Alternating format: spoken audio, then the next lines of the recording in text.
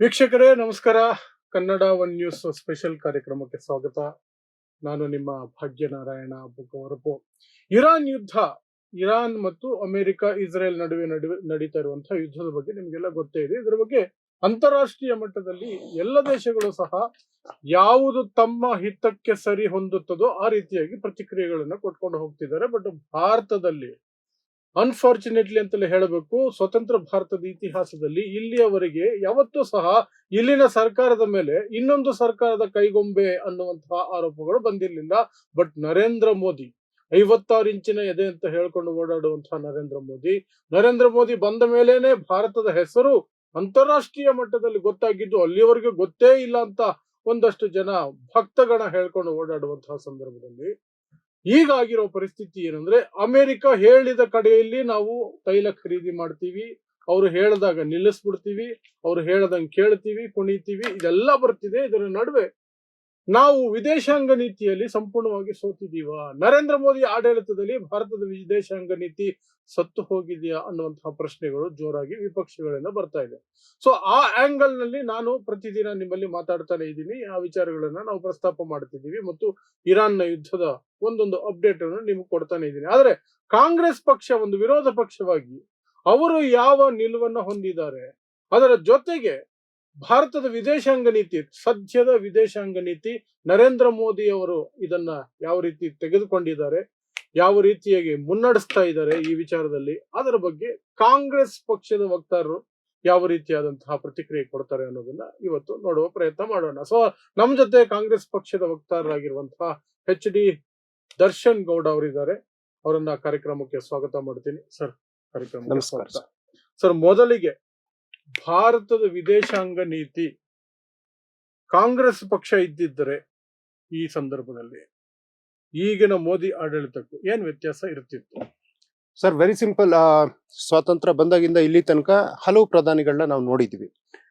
ಹಲವು ದೇಶಗಳು ಭಾರತದ ಅನೇಕ ಘಟನಾವಳಿಗಳಾದಾಗ ಭಾರತದ ಜೊತೆಗೆ ಯಾವ ರೀತಿ ನಿಂತಿದ್ವು ಅನ್ನುವಂಥದ್ದು ನಾವು ಇತಿಹಾಸದಲ್ಲಿ ಕಂಡಿದ್ದೀವಿ. ಉದಾಹರಣೆ 1971 ವಾರ್ ಟೈಮಲ್ಲಿ ರಷ್ಯಾ ಆಗಿರ್ಬೋದು ಅಥವಾ ಇನ್ನಿತರ ರಾಷ್ಟ್ರಗಳು ಭಾರತ ಜೊತೆಗೆ ಕೈ ಜೋಡಿಸಿದ್ದು, ಭದ್ರವಾಗಿ ನಿಂತಿದ್ವು. ಆದ್ರೆ ಇವತ್ತು ಭಾರತದ ಸುತ್ತಮುತ್ತ ಇರ್ತಕ್ಕಂಥ ಮ್ಯಾನ್ಮಾರ್ ಆಗಿರ್ಬೋದು, ಬರ್ಮಾ ಆಗಿರ್ಬೋದು, ಶ್ರೀಲಂಕಾ ಆಗಿರ್ಬೋದು, ನೇಪಾಳ ಆಗಿರ್ಬೋದು, ಇನ್ನೊಂದ್ ಕಡೆ ಚೀನಾ ಒಂದ್ ಕಡೆ ಇವರು ಜಿಂಗ್ಪಿನ್ ಜೊತೆ ಎಳ್ನೀರು ಕುಡಿತಾ ರಾಮರಾಜ್ ಪಂಚೆ ಸುತ್ಕೊಂಡು ಉಯ್ಯಾಲೆ ತೂಗಿಸಿದ್ದು ಎಲ್ಲದನ್ನೂ ನೋಡಿದ್ವಿ. ಆದ್ರೆ ಇವತ್ತು ಸೆಟಲೈಟ್ ಇಂದ ನೋಡ್ಬೇಕಾದ್ರೆ ಅರುಣಾಚಲ್ ಪ್ರದೇಶದ ಅನೇಕ ಭಾಗಗಳು, ಲದಾಖ್ ಮತ್ತೆ ದೋಕ್ಲಾ ಭಾಗಗಳನ್ನ ಅಲ್ಲಿ ಚೀನಾ ಆಕ್ರಮಿಸಿ ತಮ್ಮ ಗ್ರಾಮಗಳನ್ನ ನಿರ್ಮಾಣ ಮಾಡಿದ್ರು ಸಮೇತ ನರೇಂದ್ರ ಮೋದಿ ಅವರು ಇಲ್ಲಿ ತನಕ ಅದ್ರ ಬಗ್ಗೆ ತುಟಿ ಬಿಚ್ಚುವಂತ ಕೆಲಸ ಮಾಡಿಲ್ಲ. ಇನ್ನೊಂದು, ಭಾರತೀಯರ ರಕ್ಷಣೆ ವಿಚಾರದಲ್ಲಿ ಹಿಂದೆ ಯಾವೆಲ್ಲ ಘಟನೆಗಳಾಗ್ತಾ ಇತ್ತು, ಸೊ ಆ ಸಂದರ್ಭದಲ್ಲಿ ಭಾರತೀಯ ಸೇನೆ, ಭಾರತದ ವಿದೇಶಾಂಗ ಸಚಿವರುಗಳು, ಭಾರತದ ಪ್ರಧಾನಮಂತ್ರಿಗಳು ಬೇರೆ ರಾಷ್ಟ್ರಗಳಾದಾಗ ಅವ್ರನ್ನ ರಕ್ಷಿಸುವಂತ ಕೆಲಸ, ಅವ್ರ ಜೊತೆಗೆ ಧೈರ್ಯ ತುಂಬುವಂತ ಕೆಲಸವನ್ನ ಮಾಡಿರ್ತಕ್ಕಂಥದ್ದನ್ನ ನಾವು ನೋಡಿದ್ದೀವಿ. ಆದ್ರೆ ಈ ಭಾರತದ ಒಳಗೇನೆ ಉದಾಹರಣೆ ಪೆಹಲ್ಗಾಮಲ್ಲಿ ಘಟನೆ ಆಯ್ತು ಸರ್. ನಮ್ಮ ಕನ್ನಡಿಗರು ಅನೇಕರು ಅಲ್ಲಿಗೆ ಹೋಗಿದ್ರು. ಆದ್ರೆ ದೇಶದ ಸೇನೆ ವಿಮಾನ ಅವರು ನಮ್ಮ ನಾಗರಿಕರನ್ನ ರಕ್ಷಣೆ ಮಾಡುವಂತ ಕೆಲಸ ಮಾಡಲಿಲ್ಲ. ಅವತ್ತಿನ ದಿನಮಾನಸಕ್ಕೆ ನಾವು ನೋಡಿರೋದು ರಾಜ್ಯ ಸರ್ಕಾರದಿಂದ ಸಂತೋಷ್ ಲಾಡೋರು ಹೋಗಿ ಕನ್ನಡಿಗರನ್ನ, ಯಾಕೆಂದ್ರೆ ಆ ಟೈಮಲ್ಲಿ ಏನು ವಿಮಾನಯಾನ ಕಂಪ್ನಿಗಳು 70,000 80,000 1 ಲಕ್ಷ ತನಕ ಟಿಕೆಟ್ ದರ ಮಾಡಿದ್ರು. ಆದ್ರೂ ವಿಮಾನಯಾನ ಖಾತೆ ಸಚಿವರಾಗ್ಲಿ ಅಥವಾ ಗೃಹ ಸಚಿವರಾಗ್ಲಿ ಅಥವಾ ದೇಶದ ಪ್ರಧಾನಿ ಅದ್ರ ಬಗ್ಗೆ ಮಾತಾಡ್ಲಿಲ್ಲ. ಅಂದ್ರೆ ಒಂದು ಕಡೆ ದೇಶದ ಆಂತರಿಕವಾಗಿ ನಾಗರಿಕರಿಗೆ ಭದ್ರತೆಯನ್ನು ಕೊಡೋದ್ರಲ್ಲಿ ವಿಫಲರಾಗಿದ್ದಾರೆ. ಅಂತಾರಾಷ್ಟ್ರೀಯ ಮಟ್ಟದಲ್ಲಿ ಇವರ ಒಂದು ನೀತಿ ಯಾವ ರೀತಿಯಾಗಿದೆ ಅಂತಂದ್ರೆ, ನೇರವಾಗಿ ಹಲವು ಘಟನೆಗಳನ್ನ ನಾವು ನೋಡ್ತಾ ಹೋದ್ರೆ ಸರ್, ಒಂದು ದೇಶದ ಚುನಾವಣಾ ಪ್ರಕ್ರಿಯೆಯಲ್ಲಿ ಭಾರತ ಮೂಗು ತೋರಿಸುವ ಹಾಗಿಲ್ಲ, ಅಥವಾ ಭಾರತೀಯ ಚುನಾವಣಾ ಪ್ರಕ್ರಿಯೆಯಲ್ಲಿ ಬೇರೆ ದೇಶನೂ ಮೂಗು ತೋರಿಸುವ ಹಾಗಿಲ್ಲ. ಆದ್ರೆ ಭಾರತೀಯರ ನಾಚಿಕೆ ಪಡುವ ರೀತಿಯಲ್ಲಿ ನರೇಂದ್ರ ಮೋದಿಯವರು ಅಮೆರಿಕಕ್ಕೆ ಹೋಗಿ ಆಪ್ಕಿ ಬಾರ್ ಟ್ರಂಪ್ ಕಿ ಸರ್ಕಾರ ಅಂತ ಅಂದ್ರು. ಅಂದ್ರೆ ಟ್ರಂಪಿಗೆ ನೀವೇನಾಗಿದ್ದೀರಾ, ಇಲ್ಲಿ ಬಂದು ನಮಸ್ತೆ ಟ್ರಂಪ್, ಹೌಡಿ ಮೋದಿ 2 ಕಾರ್ಯಕ್ರಮ ಅಮೆರಿಕ ಮತ್ತೆ ಭಾರತದಲ್ಲಿ ಮಾಡಿದ್ದು ಅದು ಮೊದಲ ಎಡವಟ್ಟು. ಅದಾದ್ಮೇಲೆ ಟ್ರಂಪ್ ಯಾವ್ಯಾವ ರೀತಿ ಕುಣಿಸ್ತಾನೆ, ಒಂದು ಸರ್ಕಸ್ ಕಂಪ್ನಿ ರೀತಿ ಅವನು ಹೇಳಿದಾಗೆ. ಉದಾಹರಣೆ, ನಮ್ಮಲ್ಲಿ ವೀರ ಯೋಧರಿದ್ದಾರೆ, ಬಲಿಷ್ಠ ಸೇನೆ ಇದೆ, ವಿಶ್ವದಲ್ಲಿ 4ನೇ ಸ್ಥಾನದಲ್ಲಿ ಇರ್ತಕ್ಕಂಥ, ಅದು ಏನು 2014ರಲ್ಲಿ ಕಟ್ಟಿರೋ ಸೇನೆ ಅಲ್ಲ, ನೆಹರು ಕಾಲದಿಂದ ವಾಜಪೇಯಿ ಅವರ ಆದಿಯಾಗಿ ಮನಮೋಹನ್ ಸಿಂಗ್ ಅವರ ತನಕ ದೇಶವನ್ನ ಸದೃಢ ಮಜಬೂತ್ ಮಾಡುವಂತ ಕೆಲಸವನ್ನ ಆ ರಕ್ಷಣಾ ಸಚಿವರು, ದೇಶದ ಪ್ರಧಾನಿಗಳು ಹಣಕಾಸು ಸಚಿವರು ಹೆಚ್ಚಿನ ನೆರವನ್ನು ಕೊಟ್ಟು ಸೇನೆಯನ್ನ ಬಲಿಷ್ಠ ಮಾಡಿದ್ದಾರೆ. ನಮ್ಮ ಸೇನೆ ಪಾಕಿಸ್ತಾನವನ್ನ 2 ಛಿದ್ರ ಮಾಡಿರ್ತಕ್ಕಂಥ ಇತಿಹಾಸ ಇದೆ. ಆದ್ರೆ ಪಹಲ್ಗಾಮ್ ದಾಳಿ ಆದಾಗ ಇವರು 8ವರೆಗೆ ಬರ್ತಾರಂತೆ ನರೇಂದ್ರ ಮೋದಿಯವರು, 7ವರೆಗೆ ಪ್ರೆಸ್ ಮೀಟ್ ಅನ್ನ ಮಾಡಿರ್ತಕ್ಕಂಥ ಟ್ರಂಪ್, ನಾನು ಹೇಳಿದ್ದೀನಿ 2 ದೇಶಗಳಿಗೆ ಅವರಿಬ್ರು ಟ್ರೇಡ್ ಮಾಡಬೇಕು. ಟ್ರೇಡ್ ಅಂದ್ರೆ ದೇಶದ ರಕ್ಷಣೆ, ಆತನಿಗೆ ವ್ಯವಹಾರ ಹುಚ್ಚಾಟ. ಸೊ ನಾನು ಯುದ್ಧ ನಿಲ್ಸೋದಕ್ಕೆ ಹೇಳಿದ್ದೀನಿ ಅಂತ ಹೇಳಾದ್ಮೇಲೆ ಆತನ ಆದೇಶದ ಮೇರೆಗೆ ನರೇಂದ್ರ ಮೋದಿಯವರು ದೇಶವನ್ನು ಉದ್ದೇಶಿಸಿ ಮಾತಾಡಿರ್ತಕ್ಕಂಥ ಒಂದು ವಾಸ್ತವಾಂಶ ಸರ್. ಇನ್ನೊಂದು, ಈಗ ಯುದ್ಧ ನಡೀತಾ ಇದೆಯಲ್ಲ, ಟ್ರಂಪ್ ಹೇಳ್ತಾನೆ ನೀವು ರಷ್ಯಾದಿಂದ ತೈಲ ಖರೀದಿ ಮಾಡುವಾಗಿಲ್ಲ, ನಾನೆಷ್ಟು ಟ್ಯಾಕ್ಸ್ ತಾರೀಫ್ ವಿಧಿಸ್ತೀನಿ ಅದನ್ನ ನೀವು ಕಟ್ಟಬೇಕು, ನಮ್ಮ ಪ್ರಾಡಕ್ಟ್ಗೆ ನೀವು ಯಾವುದು ಟ್ಯಾಕ್ಸ್ ಹಾಕೋಗಿಲ್ಲ. ನರೇಂದ್ರ ಮೋದಿ ಸಾಹೇಬರು ತಲೆಬಾಗಿ ಒಪ್ಕೊಂಡಿದ್ದಾರೆ. ಅದಾದ್ಮೇಲೆ ಯುದ್ಧ ಸ್ಟಾರ್ಟ್ ಆದ್ಮೇಲೆ ಹೇಳ್ತಾನೆ ನೀವು ರಷ್ಯಾದಿಂದ 30 ದಿನ ಟೈಮ್ ಕೊಡ್ತೀನಿ, ನೀವು ಅಲ್ಲಿಂದ ತೈಲ ಖರೀದಿ ಮಾಡಿ. ಅಂದ್ರೆ ಸರ್, ನಾವು ಗುಲಾಮಿ ತಂದಿಂದ 1947ರಲ್ಲಿ ತ್ಯಾಗ ಬಲಿದಾನ ಹೋರಾಟಗಳನ್ನ ಮಾಡಿ ಆ ಗುಲಾಮಗಿರಿಯನ್ನು ಹೊಡೆದೋಡಿಸಿ, ಬ್ರಿಟಿಷರನ್ನ ಹೊಡೆದೋಡಿಸಿ ಈ ದೇಶಕ್ಕೆ ಸ್ವಾತಂತ್ರ್ಯ ತಂದು ಕೊಟ್ಟಿದೀವಲ್ಲ. ಇಲ್ಲಿ ನೋಡಿದ್ರೆ ಅಮೆರಿಕದವನು, ಅದು ನರೇಂದ್ರ ಮೋದಿ, ನನಗೆ ಗೌರವ ಇದೆ, ನರೇಂದ್ರ ಮೋದಿಯವರು ನನ್ನ ದೇಶದ ಪ್ರಧಾನಿ. ನರೇಂದ್ರ ಮೋದಿಯವ್ರ ಜಾಗದಲ್ಲಿ ಇನ್ಯಾರೇ ಇದ್ರು ಅವರು ಭಾರತ ದೇಶದ ಪ್ರಧಾನಿ. ಅವರಿಗೆ ತಲೆ ತಗ್ಸೋ ರೀತಿ ಆಯ್ತು ಅಂದ್ರೆ ಇಡೀ ಸಂಪೂರ್ಣ ಭಾರತ ತಲೆ ತಗ್ಸ್ದಾಗಲ್ವಾ? ಅವರಿಗೆ ಅವಮಾನ ಅಂತಂದ್ರೆ ಇಡೀ ಭಾರತಕ್ಕೆ ಅವಮಾನ ಅಲ್ವಾ? ಇಷ್ಟಾಗಿಯೂ 56 ಇಂಚಿನ ಎದೆಯಲ್ಲಿ ನಡುಕಬೇಕೆ ಇಡೀ ಭಾರತ ದೇಶದ ಜನ. ಪಹಲ್ಗಾಮ್ ದಾಳಿ ಟೈಮಲ್ಲೂ ಕಾಂಗ್ರೆಸ್ನವರು ನಿಂತರು, TMC ಅವ್ರು ನಿಂತರು, ಎಲ್ಲರೂ we stand with Modi, we stand with ಅವರ ಇಂಡಿಯನ್ ಆರ್ಮಿ, ಏನ್ ಬೇಕಿರು ಮಾಡಿ ಅಂತ. ಆದ್ರೆ ಅಲ್ಲಿ ಅಣತಿ ಬಂದಿದ್ದು ಯಾರ್ದು? ಟ್ರಂಪ್ದು. ಸೊ ಹಾಗಾಗಿ ನರೇಂದ್ರ ಮೋದಿ ಅವರ ಆಳ್ವಿಕೆ ಒಂದು ದೇಶದ ಘನತೆ, ಗೌರವ ಎಲ್ಲ ತಲೆ ತಗ್ಗಿಸುವ ರೀತಿನಲ್ಲಿ ಇವರು ಅಧಿಕಾರ ನಡೆಸ್ತಾ ಇರೋದು ನಿಜ ಸರ್. ಓಕೆ ಸರ್, ನೀವೀಗ ಪ್ರತಿಪಕ್ಷವಾಗಿ ನೀವು ಹೇಳ್ತಿರೋ ವಿಚಾರಗಳಲ್ಲಿ ಸಾಕಷ್ಟು ವಿಚಾರಗಳನ್ನು ಒಪ್ಪುವಂತದ್ದೇನೆ. ಯಾಕಂದ್ರೆ ವಿದೇಶಾಂಗ ನೀತಿ ನಾವು ವೀಕ್ ಆಗಿದ್ದೀವಿ, ಸಾಕಷ್ಟು ಕಡೆಗಳಲ್ಲಿ ಯಾರಿಗೋ ಹೆದರಿದ ರೀತಿಯಲ್ಲಿ ನಾವು ನಡ್ಕೊಳ್ತಿದ್ವಿ ಅಂತ. ಬಟ್ ಪ್ರತಿಪಕ್ಷಗಳಾಗಿ ಟೀಕೆ ಮಾಡ್ತಿರುವಂತಹ ಏನು ವಿಧಾನ ಇದೆ, ಆ ಟೀಕೆಗಳ ಜೊತೆಯಲ್ಲಿ ಕನ್ಸ್ಟ್ರಕ್ಟಿವ್ ಆದಂತಹ ಸಜೆಷನ್ಸ್ ಬರ್ತಿಲ್ವಲ್ಲ. ಈಗ ನಾನು ಸಹ ನಿಮ್ಮನ್ನು ಕೇಳೋದೇನು ಅಂದ್ರೆ, ಸರಿ ಈಗ ಈ ಮೋದಿ ಅವರು ಮಾಡ್ತಿರೋ, ಅಮೆರಿಕದವರು ವಿಶ್ವಕ್ಕೆ ದೊಡ್ಡಪ್ಪ ಅಂತ ಅನ್ಕೊಂಡಿದ್ದಾರೆ, ಒಂದು ಮಟ್ಟಕ್ಕೆ ನಿಜವೂ ಹೌದು, ಆಲ್ಮೋಸ್ಟ್ ಹೆದರ್ಸಿಟ್ಟಿದ್ದಾರೆ ಇಡೀ ಜಗತ್ತನ್ನ. ಹೇಗೆ ಹ್ಯಾಂಡಲ್ ಮಾಡ್ತೀರಿ ಈಗ ಟ್ರಂಪ್ ಅಂತಹ ವ್ಯಕ್ತಿ ಬಂದು? ಮೊದಲೇ ಆ ಮನುಷ್ಯನ ಮನಸ್ಥಿತಿ ಒಂದು ರೀತಿ ವಿಚಲಿತ ಮನಸ್ಥಿತಿ ಆತನದು. ಸೊ ಅಂತಹ ವ್ಯಕ್ತಿ ಪ್ರೆಸಿಡೆಂಟ್ ಆಗಿ ಬಂದಾಗ, ನಿಮ್ಮ ಮೇಲೆ ಟ್ಯಾರಿಫ್ ಹಾಕ್ತೀನಿ ಅಂತ ಹೆದರಿದಾಗ, ಸೊ ನೀವು ಏನು ಮಾಡಬಹುದು ಅಂತ ಈ ಸರ್ಕಾರವನ್ನ ಬಯಸ್ತೀರಿ? ಸರ್, ಈಗ ನಿಮ್ಮ ಪ್ರಶ್ನೆ ಸರಿ ಇದೆ. ವಿರೋಧ ಪಕ್ಷದ ಒಂದು ಸಂಸತ್ತೊಳಗೆ ಮತ್ತೆ ಸಂಸತ್ತೊಳಗೆ ನಿಮ್ಮ ನಡವಳಿಗಳು ಹೇಗೆ ಅಂತ ಹೇಳಿ, ಏನು ವಿರೋಧ ಪಕ್ಷದ ನಾಯಕರು ಸಂಸತ್ನಲ್ಲಿ ಮಾತನಾಡೋದಕ್ಕೆ ಸ್ಪೀಕರ್ ಅವರು ಬಿಡದೇ ಇಲ್ದಿರ್ತಕ್ಕಂಥ ಅನೇಕ ಉದಾಹರಣೆಗಳನ್ನ ನಾವು ನೋಡಿದೀವಿ. ದೇಶದ ಸಂಸತ್ನ ಇತಿಹಾಸದಲ್ಲಿ ಸ್ವಾತಂತ್ರ್ಯ ಬಂದ ಇಲ್ಲಿ ತನಕ ಒಂದು ಸಂಸತ್ತಿಗೆ ಉತ್ತರ ಕೊಡದೆ ಪಲಾಯನ ಯಾರಾದ್ರೂ ಮಾಡಿದ್ದಾರೆ ಅಂದ್ರೆ ಅದು ಮೊದಲ ವ್ಯಕ್ತಿ, ಅದು ಬೆದರಿಕೆನೋ, ಅಂಜಿಕೆನೋ, ಹೆದರಿಕೆನೋ. ಬಿಕಾಸ್ ಅಲ್ಲಿ ಬಂದಿರೋದು ಎಫ್ಸ್ಟೀನ್ ಫೈಲ್ ಅನ್ನುವಂತಹ ಒಂದು ಇಡೀ ವಿಶ್ವದ ಅನೇಕ ನಾಯಕರ ಹೆಸರುಗಳು ಆ ಎಫ್ಸ್ಟೀನ್ ಫೈಲ್ ಅಲ್ಲಿ ಇದೆ ಅನ್ನುವಂಥ ವಿಚಾರ. ಅದಕ್ಕೆ ಉತ್ತರ ಕೊಡಬೇಕಾಗ್ತದೆ ಅಥವಾ ಟ್ರಂಪ್ ವಿಚಾರವಾಗಿ ಉತ್ತರ ಕೊಡಬೇಕಾಗ್ತದೆ ಅಂತೇಳಿ ಬೆದರಿಕೊಂಡು ಸಂಸತ್ನಲ್ಲಿ ಮಾತಾಡದೆ ನರೇಂದ್ರ ಮೋದಿಯವರು ಪಲಾಯನ ಮಾಡಿರೋದು ನಿಜ ಅಲ್ವಾ ಸರ್? ನಾವು ಕೇಳ್ಕೊಂಡ್ವಲ್ಲ, ಉತ್ತರ ಕೊಡಿ ಅಂತೇಳಿ, ಉತ್ತರ ಕೊಟ್ಟಿಲ್ಲ ನರೇಂದ್ರ ಮೋದಿಯವರು. ಇದು ಒಂದು ಕಡೆ ಸರ್. ಇವತ್ತು ನಾವು ಪ್ರತಿ ಬಾರಿ ಅನೇಕ ವಿಚಾರಗಳನ್ನ ಎತ್ತಾಗ, ಉದಾಹರಣೆ ಧ್ವನಿ ಎತ್ತದವ್ರನ್ನ ಇವ್ರು ಏನೇನ್ ಮಾಡಿದ್ದಾರೆ ಅನ್ನುವಂಥದ್ನ ಇತಿಹಾಸ. ಉದಾಹರಣೆ ರಾಹುಲ್ ಗಾಂಧಿ ಅವ್ರನ್ನ ಯಾವುದೋ ಕೋಲಾರದಲ್ಲಿ ನೀರವ್ ಮೋದಿ, ಲಲಿತ್ ಮೋದಿ ಇವ್ರುಗಳಿಗೆ ಏನು ಒಂದು ಹೆಸರನ್ನ ಉದ್ದೇಶಿಸಿ ಟೀಕೆ ಮಾಡಿದ್ದನ್ನ ನನಗೆ ಮಾಡಿದ್ದಾರೆ ಅಂತೇಳಿ ಅವ್ರನ್ನ ಲೋಕಸಭಾ ಸ್ಥಾನದಿಂದ ಕೆಳಗಿಳಿಸುವಂಥದ್ದು, ಅವರ ಏನು ನಿವಾಸವನ್ನ ಕಿತ್ಕೊಳ್ಳುವಂಥದ್ದು, ಈ ಕೆಲಸ ಎಲ್ಲ ನರೇಂದ್ರ ಮೋದಿ ಅವ್ರು ಅನ್ಕೊಂಡಿದ್ದಾರೆ ಗೋಧ್ರದಲ್ಲೇನೋ ಆಟ ಆಡ್ದಾಗೆ ಈ ಕಾಂಗ್ರೆಸ್ನವ್ರನ್ನ ಹೆದರಿಸಬಹುದು, ಅದರಿಂದ ಏನೋ ಒಂದು ಉತ್ತರ ಸಿಗ್ಬೋದು ಅಂತ. ಆದ್ರೆ ಸರ್, ಈ ರಾಹುಲ್ ಗಾಂಧಿ ಅವರ ಕುಟುಂಬ, ಅವ್ರ ಅಜ್ಜಿ ಆಗ್ಲಿ ಅವ್ರ ತಂದೆ ಆಗ್ಲಿ ಈ ದೇಶಕ್ಕೆ ಪ್ರಾಣ ತ್ಯಾಗ ಮಾಡಿದ್ದಾರೆ. ಅವರ ತಾತ ಬಂದ್ಬಿಟ್ಟು ಈ ದೇಶಕ್ಕೋಸ್ಕರ 9 ವರ್ಷ ಜೈಲ್ ಶಿಕ್ಷೆ ಅನುಭವಿಸಿದ್ದಾರೆ. ಈ ರೀತಿ ಗೊಡ್ಡು ಬೆದರಿಕೆಗಳಿಗೆ ನಾವು ಹೆದರೋರಲ್ಲ. ನಮ್ಮ ಹೋರಾಟ ಶತಸಿದ್ಧ. ಭಾರತದ ಭೂಮಿಯಲ್ಲಿ ಕಾಶ್ಮೀರದಿಂದ ಕನ್ಯಾಕುಮಾರಿ ತನಕ ಪಾದಯಾತ್ರೆ ಮಾಡಿದ್ದಾರೆ. ಯಾವುದಕ್ಕೋಸ್ಕರ? ಈ ಸಂವಿಧಾನದ ರಕ್ಷಣೆಗೆ, ಪ್ರಜಾಪ್ರಭುತ್ವ ರಕ್ಷಣೆಗೆ, ಮಹಿಳೆಯರ ರಕ್ಷಣೆಗೆ, ಯುವಕರ ರಕ್ಷಣೆಗೆ, ಎಲ್ಲದೂ. ಸರ್, ನನ್ನ 1-2-3 ಪ್ರಶ್ನೆ ಇದೆ ಸರ್. ನರೇಂದ್ರ ಮೋದಿಯವರು ದೇಶದ ಪ್ರಧಾನಿ ಆದ್ರಲ್ವಾ, ಅಂಧ ಭಕ್ತರು ಅಂದ್ರೆ ಹಿಂದೆ ಯಾರು ಪ್ರಧಾನಿ ಆಗಿರ್ಲಿಲ್ಲ, ಹಿಂದೆ ಯಾರು ಈ ದೇಶವನ್ನ ಕಟ್ಟಿರ್ಲಿಲ್ಲ ಅನ್ನೋ ಮಟ್ಟಕ್ಕೆ, ಜೊತೆಗೆ ಸೋಕಾಲ್ಡ್ ಪೇಡ್ ಕೆಲವೊಂದು ಗೋಧಿ ಮೀಡಿಯಾ ಅಥವಾ ಸೋಷಿಯಲ್ ಮೀಡಿಯಾ ಇವರೆಲ್ಲ ಏನೇನೋ ಪುಂಗಿದ್ರು. ಆಮೇಲೆ ಸುಳ್ಳು ಹೇಳೋ ಭಾಷಣಕಾರರು ಬೀದಿ ಬೀದಿಗಳಲ್ಲಿ ಅಲಿತಾ ಇದ್ರು. ಮೇ ಬಿ ಅವ್ರು ಇವತ್ತೆಲ್ಲ ನಿಮಾನ್ಸ್ ಸೇರಿರ್ಬೋದೇನೋ, ನನಗೆ ಗೊತ್ತಿಲ್ಲ. ಆದ್ರೆ ಸರ್, ಚುನಾವಣಾ ಪ್ರಚಾರಕ್ಕೆ ಅಂತ ಈ ಹಿಂದಿನ ಪ್ರಧಾನಿಗಳು ಎಷ್ಟು ದಿನ ಈ ದೇಶವನ್ನ ಸುತ್ತಿದ್ರು ನೀವು ಹೇಳಿ ಸರ್, ನಿಮ್ಮ ಜ್ಞಾನಕ್ಕೆ ಗಮನಕ್ಕೆ ಇದ್ದಾಗೆ. ಯಾಕೆಂದ್ರೆ ನಿಮ್ಮ ವಯಸ್ಸಿನ ಮಟ್ಟಕ್ಕೆ ನಾನು ನೋಡೋದಕ್ಕಾದ್ರೆ ನೀವು ಮನಮೋಹನ್ ಸಿಂಗ್ ಅವರ ಆಳ್ವಿಕೆ ನೋಡಿದ್ದೀರಿ. ಮನಮೋಹನ್ ಸಿಂಗ್ ಅವರ ಹಿಂದೆ ಅಟಲ್ ಬಿಹಾರಿ ವಾಜಪೇಯಿ ಅವರ ಆಳ್ವಿಕೆಯನ್ನ ನೀವು ನೋಡಿದ್ದೀರಿ, ಅಥವಾ ಕನ್ನಡಿಗರಾದಂಥ ದೇವೇಗೌಡರ ಆಳ್ವಿಕೆಯನ್ನು ನೀವು ನೋಡಿದ್ದೀರಿ. ಅದ್ರ ಹಿಂದೆ ನರಸಿಂಹರಾಯರಾಗಿರ್ಬೋದು, ಹೀಗೆ ಅನೇಕ ಪ್ರಧಾನಿಗಳು ಈ ದೇಶದಲ್ಲಿ ನೀವು ನಿಮ್ಮ ಗಮನಕ್ಕೆ ಎಷ್ಟು ಜನ ಹಾದಿ ಬೀದಿನಲ್ಲಿ ಚುನಾವಣಾ ಪ್ರಚಾರಕ್ಕೆ ಹೋಗ್ತಾ ಇದ್ರು ಸರ್. ಇವತ್ತು ಸುಮಾರು 1,00,000 ಕೋಟಿ ಹಣವನ್ನ ವ್ಯಯಿಸಿ, ನಮ್ಮ ತೆರಿಗೆ ಹಣವನ್ನ ವ್ಯಯಿಸಿ ನರೇಂದ್ರ ಮೋದಿ ಸಾಹೇಬ್ರು 1268 ಚುನಾವಣಾ ರ್ಯಾಲಿ ಮಾಡಿದ್ದಾರಲ್ವಾ? ನೀವು ಚುನಾವಣಾ ರ್ಯಾಲಿ ಮಾಡೋದಕ್ಕೋಸ್ಕರನೇ ಪ್ರಧಾನಿಯಾಗಿದ್ದೀರಾ? ಅಥವಾ ಸುಮಾರು 400ಕ್ಕೂ ಅಧಿಕ ವಿದೇಶ ಪ್ರಯಾಣವನ್ನ, ಸುಮಾರು 40,000 ಕೋಟಿ ರೂಪಾಯಿಯಷ್ಟು ಹಣವನ್ನ, ನಮ್ಮ ತೆರಿಗೆ ಹಣವನ್ನ ವ್ಯಯಿಸಿ ವಿದೇಶವನ್ನ ಸುತ್ತಿದ್ದೀರಲ್ವಾ? ಈಗ ಹೋಗಿ ನೋಡೋಣ ವಿದೇಶ ಸುತ್ತಕ್ಕೆ. ಈಗೆಲ್ಲ ಹೋಗಲ್ಲ. ಈಗೆಲ್ಲಿದ್ದಾರೆ ಅಂತ ಸರ್, ಬಹಳ ದುಃಖ, ಬಹಳ ನೋವು, ಬಹಳ ಘೋರವಾದಂತ ಒಂದು ಸ್ಥಿತಿಗತಿ ಏನಾಗಿದೆ ಅಂದ್ರೆ, ಇಸ್ರೇಲ್ ಪ್ರವಾಸ ಮುಗಿಸಿ ಬಂದ್ರಲ್ವಾ, ಈ ದೇಶ ಹೈರಾಣಾಗಿ ಹೋಗಿದೆ. ಈ ದೇಶದಲ್ಲಿ 5 ರಾಜ್ಯ ಬಿಟ್ಟು ಉಳಿದ ರಾಜ್ಯಗಳು ಹೈರಾಣಾಗಿ ಹೋಗಿದೆ. ಆ 5 ರಾಜ್ಯ ಯಾಕೆ ಬಿಟ್ಟಿದ್ದಾರೆ ಅಂತಂದ್ರೆ, ಅಲ್ಲಿ ಚುನಾವಣೆ ನಡೀತಾ ಇದೆ. ನರೇಂದ್ರ ಮೋದಿ ಸಾಹೇಬ್ರು ಇಸ್ರೇಲಿಂದ ಬಂದು ಎಲ್ಲಿಗೆ ಹೋಗಿದ್ದಾರೆ ಅಂತ ನಾವು ನೋಡಿದ್ರೆ ಸರ್, ಐ ವಾಸ್ ಶಾಕ್. ಒಂದು ಕಡೆ ಖಮೇನಿ, ಯಾರೇ ಇರ್ಬೋದು ಸರ್, ಆ ವೆನಿಲೇಜಿಯಾ ಅಂತ ಹೇಳ್ಬಿಟ್ಟು ಒಂದು ದೇಶದ ಅಧ್ಯಕ್ಷನ ಕಿಡ್ನಾಪ್ ಮಾಡ್ತಾರೆ. ಇದು ನಾವು ಒಂದು ವಿಶ್ವಸಂಸ್ಥೆ ಅಂತಿದೆ, ಅಲಿಪ್ತ ನೀತಿ, ಸೋ ಮೆನಿ, ಒಂದು ದೇಶದ ಅಧ್ಯಕ್ಷನನ್ನೇ ಕಿಡ್ನಾಪ್ ಮಾಡ್ಕೊಂಡ್ ಬರ್ತಾರೆ ಅಂತಂದ್ರೆ, ಅಲ್ಲಿ ಆ ದೇಶದ ಹಿನ್ನೆಲೆ ನೋಡಿದ್ರೆ ವಿಶ್ವಕ್ಕೆ ಅತಿ ಹೆಚ್ಚು ತೈಲವನ್ನ ಪ್ರೊಡ್ಯೂಸ್ ಮಾಡುವಂತ ದೇಶ. ಇನ್ನೊಂದು ರಾಷ್ಟ್ರದ ಅಧ್ಯಕ್ಷನನ್ನ ಹೊಡೆದು ಕೊಲೆ ಮಾಡ್ತಾರೆ. ಅಂತ ಅಧಿಕಾರ ಇವ್ರಿಗೆ ಯಾರು ಕೊಟ್ಟಿದ್ದು? ಆದ್ರೂ ಸಮೇತ ಖಮೇನಿಯವರ ಒಂದು ಹತ್ಯೆ ಆದಾಗ ಅವರಿಗೆ ಕೊನೆ ಪಕ್ಷ ಈ ದೇಶದ ಪ್ರಧಾನಿ ಸ್ಥಾನದಲ್ಲಿ ಕೂತು. ಯಾಕೆಂದ್ರೆ ಖಮೇನಿ ಅವ್ರನ್ನ ನರೇಂದ್ರ ಮೋದಿ ಅವರು ಇಲ್ಲಿ ತನಕ ಭೇಟಿಯಾಗಿಲ್ವಾ?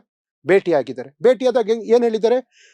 Iran, we are very old friends, we are friends ಅಂತೇಳಿ. ಅದನ್ನು ಇನ್ನೊಂದು ಹೇಳಿದ್ದಾರೆ ಅಂತದ್ದು ಫಾದರ್ ಲ್ಯಾಂಡ್ ಅಂತ. ಅದು ನಮ್ಗೆ ಅವ್ರ ಸಂಬಂಧ ಇಲ್ಲ. ಅದು ಮೇ ಬಿ ಅಂದು ಭಕ್ತರಿಗೆ ಅದು ಫಾದರ್ ಲ್ಯಾಂಡ್ ಆಗಿರ್ಬೇಕೇನೆ. ಅದು ಇಸ್ರೇಲು, ನಮ್ದು ಭಾರತ ಜನ್ಮಭೂಮಿ. ಇದು ಭಾರತ ಮತ್ತೆ ಮಕ್ಕಳು ನಾವು. ನಮ್ಗೆ ಯಾರು ಅಪ್ಪನ ದೇಶ ಅಂತ ನಮ್ಗೆ ಯಾವುದು ಇಲ್ಲ ಸರ್. ಅಂದ್ರೆ ಅಂತ ಹೀನವಾಗಿ ಒಂದು ಭಾಷಣ ಮಾಡಿ ಬರ್ತಾರೆ ಅಂದ್ರೆ ಇದನ್ನ ನಾವು ಒಪ್ಲಿಕ್ಕೆ ಸಾಧ್ಯ ಇಲ್ಲ. ಇನ್ನೊಂದು ಸರ್, ಖಮೇನಿ ಅವರಿಗೆ ಒಂದು ಕಂಡೋಲೆನ್ಸ್ ಇವರು ತಿಳಿಸಿಲ್ಲ. ಭಾರತ ಒಂದು ಶಾಂತಿಯ ರಾಷ್ಟ್ರ ಸರ್. 168 ಶಾಲಾ ವಿದ್ಯಾರ್ಥಿಗಳನ್ನ ಹೊಡೆದಾಕ್ತಾರೆ, ಅದಕ್ಕೊಂದು ಕಂಡೋಲೆನ್ಸ್ ತಿಳಿಸಿಲ್ಲ ಸರ್. ಭಾರತದ ರಾಷ್ಟ್ರಪಿತ ಗಾಂಧೀಜಿ ಅವರು ಸರ್, ಗಾಂಧೀಜಿ ಅವರಿಗೆ ಗೌರವ ಕೊಡ್ಲೇಬೇಕು ಅನ್ನುವಂಥ ಉದ್ದೇಶದಲ್ಲಿ ಇರಾನ್ನಲ್ಲಿ ಒಂದು ಆಸ್ಪತ್ರೆಯನ್ನ ಗಾಂಧೀಜಿಯವರ ಹೆಸರಲ್ಲಿ ಕಟ್ತಾರೆ. ಅದಕ್ಕೂ ಸಮೇತ ಇವರು ಮಿಷಲ್ಸ್ಗಳನ್ನ ಬಿಟ್ಟು ಹೊಡೆದಾಕ್ತಾರೆ. ರಾಷ್ಟ್ರಪಿತನ ಹೆಸರಲ್ಲಿ ಇರ್ತಕ್ಕಂಥ ಒಂದು ಹಾಸ್ಪಿಟ್ಲು ಹೋದಾಗ ಈ ಭಾರತೀಯ ನಾಗರಿಕರ ಪ್ರಧಾನಿಯವರ ಆದ್ಯ ಕರ್ತವ್ಯ ಅದನ್ನ ಖಂಡನೆ ಮಾಡುವಂಥದ್ದು. ಅದನ್ನು ಇಲ್ಲಿ ತನಕ ಮಾಡಿಲ್ಲ. ಎಲ್ಲಪ್ಪ ನರೇಂದ್ರ ಮೋದಿಯವರು ಅಷ್ಟೊಂದು ಬ್ಯುಸಿಯಾಗಿ ವಿದೇಶಾಂಗ ವ್ಯವಹಾರಗಳ ಜೊತೆ ಚರ್ಚೆ ನಡೆಸ್ತಾ ಇದ್ದಾರ?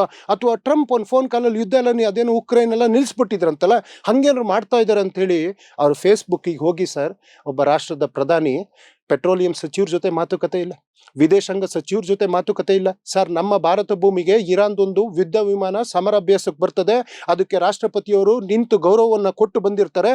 ಆ ಯುದ್ಧ ನೌಕೆಯನ್ನ ವಾಪಸ್ ಕಳಿಸುವಂಥದ್ದು ಭಾರತೀಯರಾಗಿ ನಮ್ಮ ಆದ್ಯ ಕರ್ತವ್ಯ, ಅದಕ್ಕೆ ರಕ್ಷಣೆ ಕೊಡುವಂಥದ್ದು. ಅದನ್ನು ಹೊಡೆದಾಕಿದ್ರು ಸಮೇತ ಇಲ್ಲಿ ತನಕ ಒಂದೇ ಒಂದು ಕಂಡೋಲೆನ್ಸ್ ಇಲ್ಲ. ಇನ್ನು ಮಯೂರಿ ನಾರಿ ಅಂತ ಹೇಳಿ ಬ್ಯಾಂಕಾಕ್ ಮೂಲದ ಹಡಗು ಭಾರತ ದೇಶಕ್ಕೆ ತೈಲ ತರ್ತಾ ಇರ್ತಾರೆ, ಅದನ್ನ ಹೊಡೆದಾಕ್ತಾಗ ಅದಕ್ಕೂ ಒಂದು ಉತ್ತರ ಇಲ್ಲ. ಏನು ಅಷ್ಟೊಂದು ಬ್ಯುಸಿ ಇದ್ದಾರೆ ನರೇಂದ್ರ ಮೋದಿಯವರು, ವಿದೇಶಾಂಗ ಸಚಿವರು. ಯಾಕೆಂದ್ರೆ ಯುದ್ಧದ ವಾತಾವರಣ, ರಕ್ಷಣಾ ಸಚಿವರು, ಗೃಹ ಸಚಿವರು, ವಿಮಾನಯಾನ ಸಚಿವರು, ಮತ್ತೆ ಹಣಕಾಸು ಸಚಿವರು, ವಿದೇಶಾಂಗ ಸಚಿವರು, ಇವ್ರ ಜೊತೆ ಮಾತಾಡ್ತಾ ಇದ್ರ ಅಂತ ನಾನು ಹುಡುಕ್ತೆ ಸರ್, ಹೋಗಿದ್ದಾರೆ. ಕೇರಳದ ಒಂದು ಪಂಚೆಯನ್ನುಟ್ಟು ಎರ್ನಾಕುಲಂ ಚುನಾವಣಾ ಪ್ರಚಾರಕ್ಕೆ ಹೋಗಿದ್ದಾರೆ. ಅಲ್ಲಿಂದ ಕೊಚ್ಚಿ ಚುನಾವಣಾ ಪ್ರಚಾರಕ್ಕೆ ಹೋಗಿದ್ದಾರೆ. ಅಲ್ಲಿಂದ ತಿರುಚುನಾಪಳ್ಳಿ ಚುನಾವಣಾ ಪ್ರಚಾರಕ್ಕೆ ಹೋಗಿದ್ದಾರೆ. ಅಲ್ಲಿಂದ ಗುವಾಹಟಿ ಚುನಾವಣಾ ಪ್ರಚಾರಕ್ಕೆ ಹೋಗಿದ್ದಾರೆ. ಅಲ್ಲಿಂದ ನಿಲ್ಚಾರ್ ಅನ್ನುವಂಥ ಊರಿನ ಅಸ್ಸಾಂನ ಚುನಾವಣಾ ಪ್ರಚಾರಕ್ಕೆ ಹೋಗಿದ್ದಾರೆ. ಅಲ್ಲಿಂದ ಕೊಕ್ರೋಜರ್ ಅನ್ನುವಂಥ ಅಸ್ಸಾಂನ ಚುನಾವಣಾ ಪ್ರಚಾರಕ್ಕೆ ಹೋಗಿದ್ದಾರೆ. ಕೋಲ್ಕತ್ತಾ ಚುನಾವಣಾ ಪ್ರಚಾರಕ್ಕೆ ಹೋಗಿದ್ದಾರೆ. ಮುಂದಿನ ಚುನಾವಣೆಯನ್ನ ಇಟ್ಕೊಂಡು ಕೋಟಾ ಚುನಾವಣಾ ಪ್ರಚಾರಕ್ಕೆ ಹೋಗಿದ್ದಾರೆ. ಕೇವಲ ಇವರು ಚುನಾವಣಾ ಪ್ರಚಾರ ಮಾಡುವಂತ ಪ್ರಧಾನಿನೋ ಅಥವಾ ಜನ ಇವತ್ತು ಗಟರ್ನಲ್ಲಿ ಹುಡುಕ್ತಾ ಇದ್ದಾರೆ ಸರ್. ಗ್ಯಾಸ್ ಎಲ್ಲಿ ಬರುತ್ತೆ ಅಂತ ಸುಮಾರು ಕಡೆ ನಾನು ನೋಡ್ತಾ ಇದ್ದೀನಿ. ತಗೊಂಡೋಗ್ತಾರೆ, ಒಂದು ಬುಟ್ಟಿಗೂ ಒಂದು ಪೈಪ್ ಹಾಕ್ಬಿಟ್ಟು ಗ್ಯಾಸ್ ಇಟ್ಬಿಟ್ಟು ಕಚ್ತಾ ಇದ್ದಾರೆ. ಯಾಕೆಂದ್ರೆ ಆ ತಂತ್ರಜ್ಞಾನವನ್ನ ಕಂಡಿಡಿದಂತಹ ಮಹಾನ್ ಮೇಧಾವಿ ವಿಜ್ಞಾನಿ ಶ್ರೀ ನರೇಂದ್ರ ಮೋದಿ ಅವರು, ಅವರೇನೋ ಟೀಯನ್ನು ತಯಾರಿಸಿದ್ರಂತಲ್ಲ, ನಮಗೂ ಎಲ್ಲರೂ, ಯಾಕೆಂದ್ರೆ ಗ್ಯಾಸ್ ಎಲ್ಲೂ ಇಲ್ಲ ಸರ್. ಹೋಟೆಲ್ಗಳಿಗೆ ಹೋದ್ರೆ ಅವ್ರು ಕೊಡೋ ಊಟ ನಮ್ಮ ಕಾಯಸಿಗೂ ಯಾವುದು ಇಲ್ಲ. ಇವತ್ತು ನಿಮಗೆ ಇದು ಅನ್ನೋದು ಈ ಥರದೊಂದು ಐಟಮ್ ಸಿಗುತ್ತೆ, ಸಾಂಬಾರಿಲ್ಲ ನೋಡಿ. ಆ ಪರಿಸ್ಥಿತಿಗೆ ಹೋಗಿ ನಾವು ತಲುಪಿದೀವಿ. ಇಲ್ಲಿ ನೋಡಿದ್ರೆ ಸೌದೆ ಒಲೆ ಅಂದ್ರೆ ನಾವು ಭಾರತವನ್ನ, ಈಗ ಉದಾಹರಣೆ ಹಿಂದಿನ ಪ್ರಧಾನಿ ಇದ್ದಾಗ ಚಂದ್ರಯಾನ ಮಾಡಿದ್ವಿ ಸರ್. ರಾಕೇಶ್ ಶರ್ಮಾ ಅವ್ರ ಜೊತೆ ಇವತ್ತು ವಾಟ್ಸಪ್ ವಿಡಿಯೋ ಕಾಲ್ ತರ ಇದು ಕೈಸಾ ದಿಕ್ ರಹಾ ಹಮಾರ ದೇಶ್ ಅಂತ ಇಂದಿರಾ ಗಾಂಧಿ ಕೇಳಿರ್ತಾರೆ. ಸಾರಾ ಜನ್ ಸೆ ಅಚ್ಚಾ ಹಿಂದೂಸ್ತಾನ್ ಹಮಾರ ಅಂತ ಹೇಳಿರ್ತಾರೆ ಸರ್. ಇವತ್ತು DRDM ಆಗಿರ್ಬೋದು, ಇಸ್ರೋ ಆಗಿರ್ಬೋದು, ನಾವು ಅನೇಕ ಗಗನಯಾತ್ರಗಳನ್ನ ನಾವು ಮಾಡ್ತಾ ಇರುವಂತ ಸನ್ನಿವೇಶದಲ್ಲಿ ಮಾನ್ಯ ನರೇಂದ್ರ ಮೋದಿ ಅವರು ಕನಸಿನ ಲೋಕ ಕಟ್ಟಿಸ್ತೀವಿ ಅಂತೇಳಿ ಸೌದೆ ಒಲೆಗೆ ಹೋಗಿದೀವಿ ಸರ್. ಇನ್ನೇನು ಈ ಗ್ಯಾಸು ಮತ್ತಿನ್ನೊಂದಿಲ್ಲ ಅಂದ್ರೆ ಸಿಟಿನವರು ಗೆಡ್ಡೆ ಗೆಣಸು ತಿನ್ನುವಂತ ಪರಿಸ್ಥಿತಿಗೆ ಹೋಗ್ತೀವಿ. ಆಮೇಲೆ ಇವತ್ತು ಬಟ್ಟೆ ತಯಾರಿಕಾ ಘಟನೆಗಳಿಗೂ ಸಮೇತ ತೈಲದ ಅವಶ್ಯಕತೆ ಇದೆ. ನಾಳೆ ಬಟ್ಟೆಗಳು ಸಿಗ್ಲಿಲ್ಲ ಅಂತಂದ್ರೆ ನೀವು ಮೈ ಮೇಲೆ ಸೊಪ್ಪು ಕಟ್ಕೊಂಡು ಓಡಾಡುವಂತ ಪರಿಸ್ಥಿತಿ. ಅಂದ್ರೆ ಶಿಲಾಯುಗಕ್ಕೆ ಕರ್ಕೊಂಡೋಗಿ, ಅಂದ್ರೆ ಅವಾಗ ಯಾವ ರೀತಿ ಬೆಂಕಿ ತಯಾರು ಮಾಡ್ತಾ ಇದ್ರು, ಅದಾದ್ಮೇಲೆ ಗೆಡ್ಡೆ ಗೆಣಸು ತಿಂತಾ ಇದ್ರು, ಅದಾದ್ಮೇಲೆ ಸೊಪ್ಪು ಕಟ್ಕೊಳ್ತಾ ಇದ್ರು. ಇವತ್ತಿನ ಪರಿಸ್ಥಿತಿ ಈ ಪರಿಸರಕ್ಕೆ ಹೋಗಿ ಮುಟ್ಟಿದ್ರು ಸಮೇತ ಘನವೆತ್ತ ದೇಶದ ಪ್ರಧಾನಿ ನಿರುತ್ತರ ಸಮಸ್ಯೆಗಳಿಗೆ. ಇವರ ಉತ್ತರ ಕೇವಲ ಚುನಾವಣಾ ಪ್ರಚಾರಕ್ಕಾಗಿದೆ. ನಿಜವಾಗ್ಲೂ ದೇಶದ ಆರ್ಥಿಕ ಪರಿಸ್ಥಿತಿ ಪಾತಾಳಕ್ಕೆ ಹೋಗಿ ಬಿದ್ದಿದೆ. ಡಾಲರ್ನ ಮುಂದೆ ರೂಪಾಯಿ ಗಡಗಡ ಗಡಗಡ ನಡುಕ್ತಾ ಇದೆ. ಅಫ್ಘಾನ್ನ 75 ಪೈಸೆ ಭಾರತದ 1 ರೂಪಾಯಿ ಆಗಿ ನಿಂತಿದೆ. ತಾಲಿಬಾನ್ಗಳು ಅವರೆಲ್ಲ ಅವ್ರದ್ದು ಕರೆನ್ಸಿ ಮುಂದೆ ನಮ್ಮ ಭಾರತದ ಮೌಲ್ಯನು ಕುಸ್ತಿರೋದು ವಾಸ್ತವಾಂಶ. ನೀವು ಬೇಕಿದ್ರೆ ಗೂಗಲ್ ಅಲ್ಲಿ ಚೆಕ್ ಮಾಡಿ. ಇವತ್ತು ಒಂದು ಕಡೆ ಟ್ರಂಪ್ ಆಡಿಸುವ ಗೊಂಬೆ ಹಾಗೆ, ಟ್ರಂಪ್ ಹೇಳ್ದಾಗೆ ನಾವು ಕೇಳಬೇಕಾ ಅಂದ್ರೆ, ಒಂದು ಚಿಕ್ಕದು ಕೊನೆಯ ಉದಾಹರಣೆ ಕೊಡ್ತೀನಿ ಸರ್. ಅಮೆರಿಕದ ಅಧ್ಯಕ್ಷ ಇಂದಿರಾ ಗಾಂಧಿಯವರಿಗೆ ಒಂದು ಚಿಕ್ಕ ಅವಹೇಳನ ಮಾಡುವಂತ ಕೆಲಸ ಮಾಡಿದಾಗ ಒಂದು ಹೆಣ್ಣುಮಗಳು ನಿಕ್ಸನ್ ಅಮೆರಿಕದ ವೈಟ್ ಹೌಸ್ ನಲ್ಲಿ ನಿಂತು, America may our friend but you are not going to be the boss, we are not going to entertain anybody for our internal matters. ನೀವು ಯಾವುದೇ ನಮ್ಮ ದೇಶದ ಆಂತರಿಕ ವಿಚಾರಕ್ಕೆ ಬರುವ ಹಾಗಿಲ್ಲ, ನಮಗೆ ಯಾರ ಬಾಸ್ನ ಅವಶ್ಯಕತೆ ಇಲ್ಲ, ನೀವು ನಮ್ಮ ಸ್ನೇಹಿತರು ತರ ಇರಿ ಅಂತೇಳಿ ಅಮೆರಿಕ ನೆಲದಲ್ಲಿ ಹೇಳಿ ಬಂದು ಪಾಕಿಸ್ತಾನದ ಜೊತೆಗೆ ಯುದ್ಧ ಮಾಡಿ ಪಾಕಿಸ್ತಾನವನ್ನ ತುಂಡರಿಸಿ, ಅಮೆರಿಕದವರು ನಮ್ಮ ಭಾರತಕ್ಕೆ ಪಾಕಿಸ್ತಾನಕ್ಕೆ ಸಪೋರ್ಟಿವ್ ಆಗಿ ಯುದ್ಧ ನೌಕೆಗಳನ್ನ ಕಳಿಸಿದ್ರು ಕೇರ್ ಮಾಡಲಿಲ್ಲ ಇಂದಿರಾ ಗಾಂಧಿಯವರು. ಇವತ್ತು ಟ್ರಂಪ್ ಹೇಳಿದಾಗೆ ಇವ್ರು ಯಾಕೆ ಕೇಳ್ತಾ ಇದ್ದಾರೆ? ಎಫಿಸ್ಟೈನ್ ಫೈಲ್ ಅದ್ರದ್ದೇನಾದ್ರೂ ಭಯನ ಅಥವಾ ಏನು ಅದು ಗೊತ್ತಿಲ್ಲ ಸರ್. ಆದ್ರೆ ಒಂದು ವಿರೋಧ ಪಕ್ಷವಾಗಿ ನಮ್ಮ ಕೆಲಸವನ್ನು ನಾವು ಮಾಡ್ತಾ ಇದೀವಿ. ಗ್ಯಾಸ್ನ ಅಭಾವ ಕನ್ನಡಿಗರಿಗೆ ಯಾಕೆ ಬಂದಿದೆ ಅಂದ್ರೆ, ತಮಿಳ್ನಾಡಿಗೆ ನಿಮ್ಗೆ ಯಾರು ಪರಿಚಯ ಇದ್ರೆ ಫೋನ್ ಮಾಡಿ. ನಮಗೆ ಬರೋ ಸ್ಟಾಕ್ ಎಲ್ಲ ಅಲ್ಲಿ ಹೋಗಿದೆ ಸರ್. ಅಸ್ಸಾಮಿಗೆ ಹೋಗಿದೆ ಸರ್, ಇಲ್ಲಿಂದ ಕೋಲ್ಕತ್ತಾಕ್ಕೆ ಹೋಗಿದೆ ಸರ್, ಕೇರಳಕ್ಕೆ ಹೋಗಿದೆ ಸರ್. ಅಂದ್ರೆ ಚುನಾವಣೆ ಇದ್ದವ್ರು ಮಾತ್ರ ಬದುಕ್ಬೇಕಾ? ಚುನಾವಣೆ ಇದ್ದವ್ರಿಗೆ ಮಾತ್ರ ನೀವು 10,000 ರೂಪಾಯಿ ಕೊಡ್ಬೇಕಾ? ಅಸ್ಸಾಮಿಗೆ 9,000, ಚುನಾವಣೆ ಇದ್ದವ್ರಿಗೆ ಮಾತ್ರ 9,000 ರೂಪಾಯಿ ಕೊಡ್ಬೇಕಾ? ಇಲ್ಲಿ ಬಿಹಾರದಲ್ಲಿ 10,000 ರೂಪಾಯಿ ಕೊಟ್ರಲ್ಲ, ಇನ್ನೊಂದು ತಮಿಳ್ನಾಡಿಗೆ 5,000 ರೂಪಾಯಿ ಕೊಡ್ತಾ ಇದಾರಲ್ಲ. ಚುನಾವಣೆ ಇದ್ದವ್ರು ಮಾತ್ರ ದುಡ್ಡು ಇಸ್ಕೊಬೇಕು, ಚುನಾವಣೆ ಇದ್ದವ್ರಿಗೆ ಮಾತ್ರ ಗ್ಯಾಸು, ಚುನಾವಣೆ ಇದ್ದವ್ರಿಗೆ ಮಾತ್ರ ಯಾವ್ದಾದ್ರು ಘೋಷಣೆಗಳು. ಚುನಾವಣೆ ಇಲ್ಲ ಅಂತಂದ್ರೆ ಕನ್ನಡಿಗರು ಏನ್ ತಪ್ಪು ಮಾಡಿದೀವಿ? ಅಥವಾ ಉಳಿದ ರಾಜ್ಯಗಳು ನರೇಂದ್ರ ಮೋದಿ ಅವರಿಗೆ ಮಾಡಬಾರ್ದ ತಪ್ಪೇನ್ ಮಾಡಿದ್ದಾರೆ? ನೀವು ನಮ್ಗೆಲ್ಲರಿಗೂ ಪ್ರಧಾನಿ ಅಲ್ವಾ? ಆದ್ರೆ ಈ ರೀತಿಯಾದಂತಹ ದುರಾಡಳಿತ ಹಿಂದೆಂದೂ ಕಂಡಿಲ್ಲ. ಮುಂದೆ ಬದಲಾವಣೆ ಜಗದ ನಿಯಮ, ಮುಂದೇನು ಕಾಣುವುದಿಲ್ಲ. ಮುಂದೆ ಹೊಸ ನವಭಾರತವನ್ನು ನಿರ್ಮಾಣ ಮಾಡೋ ಹಂತಕ್ಕೆ ಕಾಂಗ್ರೆಸ್ ಹೋಗಿ ನಿಲ್ತದೆ ಸರ್. ಓಕೆ ಸರ್, ಈಗ ನೀವು ಹೇಳಿದ ಇಷ್ಟು ಅಂಶಗಳಿದಾವಲ್ಲ, ಈ ಅಂಶಗಳನ್ನ ವಿರೋಧ ಪಕ್ಷವಾಗಿ ಈ ಹಿಂದೆ ಕಾಂಗ್ರೆಸ್ ಪಕ್ಷ ಎಮರ್ಜೆನ್ಸಿ ತಂದಾಗ ದೇಶಕ್ಕೆ ಜಯಪ್ರಕಾಶ್ ನಾರಾಯಣಿಂದ ಹಿಡಿದು ಸಮಾಜವಾದಿ ಸಿದ್ಧಾಂತದಲ್ಲಿ ನಂಬಿಕೆ ಇದ್ದಂತಹ ಲಾಲು ಪ್ರಸಾದ್ ಯಾದವ್, ಮುಲಾಯಂ ಸಿಂಗ್ ಯಾದವ್, ಇವರೆಲ್ಲರೂ ಸಹ ಸಮರ್ಥವಾಗಿ ಜನರ ಮುಂದೆ ಹೋದ್ರು. ಸರ್ಕಾರದ ವಿರುದ್ಧ, ಸರ್ಕಾರದ ನೀತಿಗಳ ವಿರುದ್ಧ ಜನರನ್ನ ಜಾಗೃತಗೊಳಿಸುವಂತ ಸಾಧ್ಯತೆಗಳು ಇತ್ತು, ಮಾಡಿದ್ರು, ಸಫಲತೆ ಆಯ್ತು. ಇವತ್ತು ನರೇಂದ್ರ ಮೋದಿ ಅವರ ಮೇಲೆ ಇಷ್ಟೆಲ್ಲ ಆರೋಪಗಳು ಮಾಡ್ತೀರಿ, ಬಟ್ ಇದೇ ಅಂಶಗಳನ್ನ ಜನರ ಮುಂದೆ ಇಡೋದ್ರಲ್ಲಿ ಕಾಂಗ್ರೆಸ್ ಪಕ್ಷ ಸೋಲ್ತಾ ಇದೆ. ಅದು ವಾಸ್ತವ. ಅದು ನೀವು ಗೋಧಿ ಮಾಧ್ಯಮ ಅಂತ ಹೇಳ್ಬೋದು, ಸೋಷಿಯಲ್ ಮೀಡಿಯಾ ಸೇಲ್ ಆಗಿದೆ ಅಂತ ಹೇಳ್ಬೋದು, ಏನೇ ಹೇಳ್ಬೋದು. ಎಂಡ್ ಆಫ್ ದಿ ಡೇ ನೀವೀಗ ಹೇಳಿರೋ ಈ ವಿಚಾರಗಳು, ಈ ವಿಡಿಯೋನೇ ನಾವು ವಿಡಿಯೋ ಹಾಕದಾಗ ಸೋಷಿಯಲ್ ಮೀಡಿಯಾಗೆ ನೋಡಿ ಎಷ್ಟು ಜನ ಬರ್ತಾರೆ, ಎಲ್ಲ ಮೋದಿ ಸಪೋರ್ಟ್ ಅಲ್ಲೇ ಬರ್ತಾರೆ. ಯಾಕೆ ಕಾಂಗ್ರೆಸ್ ಪಕ್ಷ ಒಂದು ಸರಿಯಾದಂತಹ ಒಂದು ಪ್ಲಾಟ್ಫಾರ್ಮ್ ಅನ್ನ ಅಥವಾ ಒಂದು ಬೇಸಿಕ್ ಪ್ಲಾನ್ ಮಾಡಿಕೊಂಡು ಈ ಸರ್ಕಾರದ ವೈಫಲ್ಯಗಳನ್ನ ತಲುಪಿಸೋದ್ರಲ್ಲಿ ಸೋಲ್ತಾ ಇದೆಯಲ್ಲ ಯಾಕೆಂದ್ರೆ ಇದು ದೇಶಕ್ಕೆ ಆಗ್ತಿರೋ ನಷ್ಟ. ಕಾಂಗ್ರೆಸ್ ಪಕ್ಷ ಗೆಲ್ಲುತ್ತೆ, ನಾಳೆ ರಾಹುಲ್ ಗಾಂಧಿ ಪ್ರಧಾನಿ ಆದ್ರೆ ಆಗದೆ ಹೋದ್ರೆ ನಮಗೇನಿಲ್ಲ, ಅದು ನಿಮ್ಮ ಪಕ್ಷದ ವಿಚಾರ. ಸರ್, ಅವ್ರ ಜೊತೆ ಯಾರಾದ್ರೂ your question is right. Assam ಇಂದ ಬಿಸ್ವ ಹೇಳ್ತಾರೆ, ಕಾಂಗ್ರೆಸ್ನ ವಿಚಾರಗಳನ್ನ ಎತ್ಕೊಂಡು ಆ ಬಿಜೆಪಿಯನ್ನ ಬೇತ್ಸೋ ಮಟ್ಟದಲ್ಲಿ ಧ್ವನಿ ಎತ್ತುತ್ತಾರೆ. ಅವ್ರು ನಿಂಗೆ ಇಟ್ಕೊಳ್ತಾರೆ, ಐಟಿ ಇಡಿ ಸಿಬಿಐ ತಗೊಂಡೋಗಿ ಒಳಗಡೆ ಹಾಕ್ತೀನಿ, ಇಲ್ಲ ಬಾಯಿ ಮುಚ್ಕೊಂಡು ಕೂತ್ಕೊ ಅಂತೇಳಿ ತಗೊಂಡು ಅವ್ರ ಪಕ್ಷಕ್ಕೆ ಹಾಕಿ ತೊಳಿತಾರೆ. ಮಹಾರಾಷ್ಟ್ರದಲ್ಲಿ ಅಜಿತ್ ಪವಾರ್ ಹೇಳ್ತಾರೆ, ಐಟಿ ಇಡಿ ಸಿಬಿಐ ಜೈಲು, ಇಲ್ಲ ಬಾ ಇಲ್ಲಿ 4 ಗಂಟೆಗೆ ಪ್ರಮಾಣ ವಚನ ಸ್ವೀಕರಿಸು, ತಗೊಂಡೋಗಿ ಒಳಗಡೆ ಹಾಕ್ತಾರೆ. ಏಕನಾಥ್ ಶಿಂದೆ ಹೇಳ್ತಾರೆ ಮುಂಬೈ ಕಡೆಯಿಂದ, ಐಟಿ ಇಡಿ ಸಿಬಿಐ ದಾಳಿ, ಒಳಗೆ ಹಾಕ್ತಾರೆ. ಸುವಿಂದು ಮುಖರ್ಜಿ ಹೇಳ್ತಾರೆ, ಅವ್ರನ್ನೂ ಅಷ್ಟೇ ಐಟಿ ಇಡಿ ಸಿಬಿಐ ಕಟ್ ಮಾಡ್ತಾರೆ, ನಾಲ್ಗೇನು ಕಟ್ಟು, ಗಂಟ್ಲು ಕಟ್ಟು, ಎಲ್ಲ ಕಟ್ಟು, ಒಳಗೆ ಹಾಕ್ತಾರೆ. ಕೋಲ್ಕತ್ತಾದಲ್ಲಿ ಮುಕೇಲ್ ರಾಯ್ ಹೇಳ್ತಾರೆ, ಐಟಿ ಇಡಿ ಸಿಬಿಐ ತಗೊಳ್ತಾರೆ, ಅವರು ಭಯ ಪಡ್ತಾರೆ, ಒಳಗೆ ಹಾಕ್ತಾರೆ. ಕರ್ನಾಟಕದಿಂದ ಡಿ ಕೆ ಶಿವಕುಮಾರ್ ಅವರು ಹೇಳ್ತಾರೆ, ಐಟಿ ಇಡಿ ಸಿಬಿಐ ಅವಕಾಶ ನಿಮ್ಗೆ ಯಾವುದಕ್ಕೂ ಬಗ್ಗಲ್ಲ, ನಿಮ್ಮ ಅಧಿಕಾರನೂ ನಮಗೆ ಬೇಕಾಗಿಲ್ಲ, ನಾನೊಬ್ಬ ಹುಟ್ಟು ಕಾಂಗ್ರೆಸ್ಸಿಗ, ನನಗೆ ಪಕ್ಷ ಇಂಪಾರ್ಟೆಂಟು, ಸಿದ್ಧಾಂತ ಇಂಪಾರ್ಟೆಂಟು, ಅದು ಏನ್ ಮಾಡ್ತೀರಾ ಮಾಡಿ, ಜೈಲಿಗೆ ಹಾಕ್ತೀರಾ ಹಾಕಿ. ಜೈಲಿಗೆ ಹಾಕಿದ್ರು, ಕೊಡಬಾರ್ದ ಕಿರುಕುಳ ಕೊಟ್ಟರು, ಸುಪ್ರೀಂ ಕೋರ್ಟ್ ಇವತ್ತು ಎಲ್ಲ ಕೇಸ್ನಲ್ಲೂ ಖುಲಾಸೆ ಮಾಡ್ತು. ಅರವಿಂದ ಕೇಜ್ರಿವಾಲ್ ಹೇಳ್ತಾರೆ ದೆಹಲಿನಲ್ಲಿ, ಇವರ ಭ್ರಷ್ಟಾಚಾರ, ಇವರ ಅನಾಚಾರ ಎಲ್ಲ ಅರವಿಂದ ಕೇಜ್ರಿವಾಲ್ ತಾಂಡೋಗ್ತಾರೆ, ಜೈಲೊಳಗಡೆ ಹಾಕ್ತಾರೆ. ಜೈಲೊಳಗಡೆ ಅವರು ಚುನಾವಣೆ ಎದುರಿಸುವಂತ ಪರಿಸ್ಥಿತಿ.